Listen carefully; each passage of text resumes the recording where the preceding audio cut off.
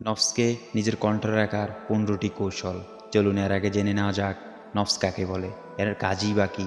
নফস দুই প্রকার, নফসে আম্বারা, নফসে লাওয়ামা। নফসে আম্বারা হলো যা আমাদেরকে অসৎ কাজ করার প্রতি উদ্বুদ্ধ করে থাকে, আর নফসে লাওয়ামা হলো যা আমাদেরকে ভালো কাজ করার উদ্বুদ্ধ করে থাকে। আর সাধারণত আমরা নফস বলতে নফসে আম্বারাকেই বুঝাই, যার কাছে আমরা বিজয়ের তুলনায় পরাজয়ী বরণই বেশি করে থাকি। তাই আপনাদেরকে আজ এমন কিছু টিপস শিখিয়ে দেব যেগুলো ফলো করার মাধ্যমে খুব সহজেই আপনারা নফসের উপর বিজয় লাভ করতে পারবেন। 1 নম্বরে, ফজরের পর না ঘুমানোর অভ্যাস করুন। প্রয়োজনে কাইনুলা তথা দুপুরে সামান্য ঘুমিয়ে নিন। 2 নম্বরে, পুরোদিন বেশি থেকে বেশি 3 বার খাওয়ার অভ্যাস করুন এবং ফাস্টফুড খাবার পরিহার করুন। 3 নম্বরে, প্রতিবেলা খাবার খাওয়ার সময় যতটুকু খাবার যথেষ্ট মনে হয় তার চেয়ে একটু কম খাবেন।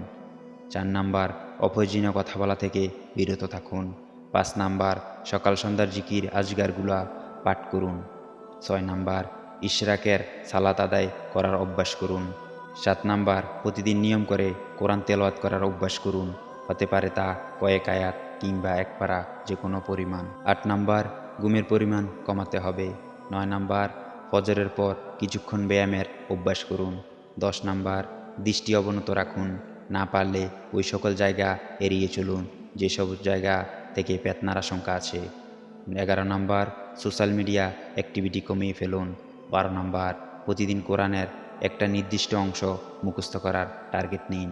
13 নাম্বার, বিশেষ করে রাতের বেলায় ভরপেটে খাবার খাওয়া পরিহার করুন। 14 নাম্বার, রাতে ঘুমানোর পূর্বে অজু করে 2 রাকাত নফল সালাত আদায় করে নিন এবং ঘুম না আসা পর্যন্ত আস্তাগফিরুল্লাহ আস্তাগফিরুল্লাহ পড়তে থাকুন। 15 নাম্বার এবং সর্বশেষ টিপস হলো নিয়মিত তাহাজ্জুদের সালাত আদায় করার অভ্যাস করুন। আল্লাহ আমাদের সকলকে নফসের উপর বিজয় লাভ করার তৌফিক দান করুন। আমিন।